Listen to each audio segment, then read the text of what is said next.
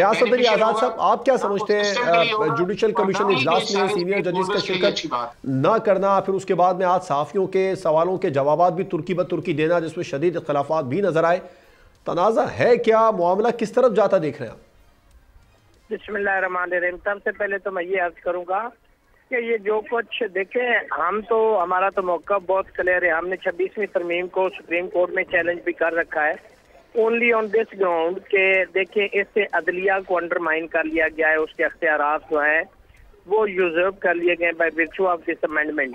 اب یہ ججز صاحبان کو مزید پریشرائز کرنے کے لیے، انڈرمائن کرنے کے لیے یہ ایک تھریٹ ان کو دیا جا رہا ہے کہ آپ کے خلاف سپریم جوڈیشل کمیشن میں آپ کے خلاف ریفرنس فائل کر دیا جائے گا۔ اب دیکھیں جیسے آفت صاحب فرما رہے تھے، اس کے اندر کے کون کون کنڈیشنز ہیں جس کے اوپر آپ ریفرنس لا سکتے ہیں؟ کیا ججز صاحبان نے کوئی کامنٹ کیا ہے تو کیا یہ پروفیشنل مس کنڈکٹ ہے؟ کس پہ آپ لے کے آنا چاہ رہے ہیں؟ کہنے کو تو بہت سی باتیں کی جا سکتی ہیں، ابھی تک تو ہم سن رہے ہیں چونکہ یہی حکومت ہے جو کہتی رہی کہ جی 26ویں ترمیم سے پہلے جی آ بھی جائے گی، کانسٹیٹیوشن بینچ بن بھی جائے گا، تو چیف جسٹس منصور علی شاہ صاحب جو کہ حکومت میں بیٹھے ہر پولیٹیکل پارٹی نے یہ کہا، لیکن آپ نے دیکھا منصور علی شاہ کو 26ویں ترمیم سے روک لیا گیا۔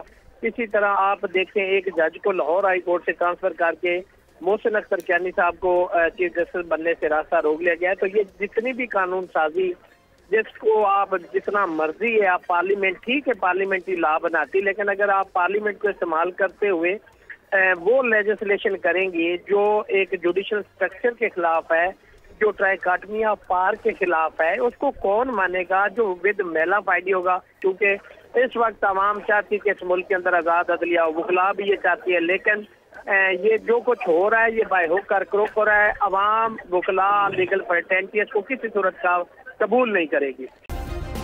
سبسکرائب کریں اور بیل دبائیں تاکہ کوئی خبر رہ نہ جائے۔